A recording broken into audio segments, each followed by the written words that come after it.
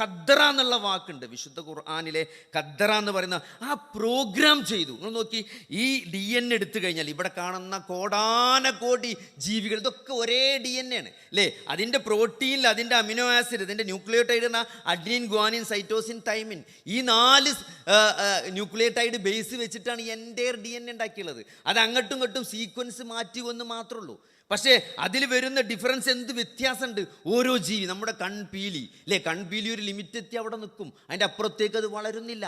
മനുഷ്യ ശരീരത്തിലെ ഓരോ കോശങ്ങൾ, ചില കോശങ്ങൾ വളരെ, ഇപ്പോൾ നമ്മളെ കുടലിനും ആമാശയത്തിനൊക്കെ ലൈനിങ് കൊടുക്കുന്ന എപ്പിത്തീലിയൽ കോശങ്ങളുണ്ട്. അതൊക്കെ ഒരു ദിവസമേ ജീവിക്കുള്ളൂ. എന്നാലോ വർഷങ്ങൾ ജീവിക്കുന്ന നമ്മൾ ന്യൂറോൺസ്, ഒരാൾ ജനിക്കുമ്പോൾ ഉണ്ടാവും, നമ്മൾ മരിക്കുമ്പോഴേ മരിക്കുള്ളൂ. അത്രയും നമ്മളെ കൂടെ നമ്മളോടൊന്നിച്ച് ജീവിക്കുന്ന ന്യൂറോൺസ്, അതിനത്രയും ആയുസ്സുണ്ട് ഒരു ന്യൂറോൺ. അങ്ങനെ വ്യത്യസ്ത ആയുസ്. ഇതൊക്കെ എന്താണ്? അടിസ്ഥാനപരമായി കോശങ്ങളാണ്. മനുഷ്യ ശരീരത്തിൽ 39 ട്രില്യൺ കോശങ്ങളുണ്ട് എന്നാണ്.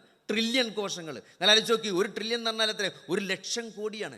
ഒരു കോശത്തിൻ്റെ ഉള്ളിൽ മാത്രം 2 മീറ്റർ നീളമുള്ള DNA ഉണ്ട് എന്നാണ്. നിങ്ങൾ നോക്കി, മനുഷ്യ ശരീരത്തിൽ മുഴുവൻ DNAകളും ഇങ്ങനെ ചേർത്ത് വെച്ച് കഴിഞ്ഞാൽ സഹോദരങ്ങളെ എത്ര നീളം ഉണ്ടാവും? നിങ്ങൾ ആലോചിച്ച് നോക്കി, 7,800 കോടി കിലോമീറ്റർ ഉണ്ട് ഒരു മനുഷ്യ ശരീരത്തിലെ DNA. ഇങ്ങനെ നിവർത്തി ഓരോ കോശത്തിലെ 2 മീറ്റർ DNA നേർത്തി ഏച്ചൂട്ടി പട്ടം പറത്തണ നൂലുണ്ടാക്കി നമ്മൾ കെട്ടിവെച്ചാൽ 7,800 കോടി കിലോമീറ്റർ DNA ഒരു മനുഷ്യൻ്റെ ശരീരത്തിൽ മാത്രം ഉണ്ടെന്നാണ്. 15 കോടി കിലോമീറ്റർ മതി ഇവിടുന്ന് സൂര്യനക്ക് ദൂരം.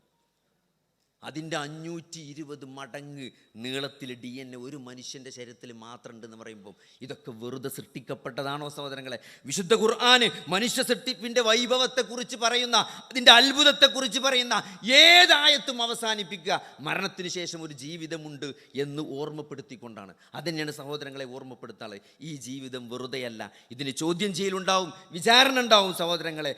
അതുകൊണ്ട് ഏകനായ പ്രപഞ്ച സൃഷ്ടാവായ അള്ളാഹു, ആ സൃഷ്ടാവിൻ്റെ സൃഷ്ടി വൈഭവമാണ് നമ്മൾ ഈ സംസാരിക്കുന്നതും കേൾക്കുന്നതും പറയുന്നതുമെല്ലാം. അതിലൂടെ ഓരോ സൃഷ്ടിജാലങ്ങളും നമ്മളോട് വിളിച്ചു പറയുന്നത് അതിമഹത്തായ ഒരു സൃഷ്ടാവിനെ കുറിച്ചാണ്. ആ ഒരു ബോധം ഉണ്ടാക്കാനുള്ള ആ ഒരു തിരിച്ചറിവ് ആർക്കുണ്ടായോ സഹോദരങ്ങളെ, അവർ രക്ഷപ്പെട്ടു എന്നതാണ്.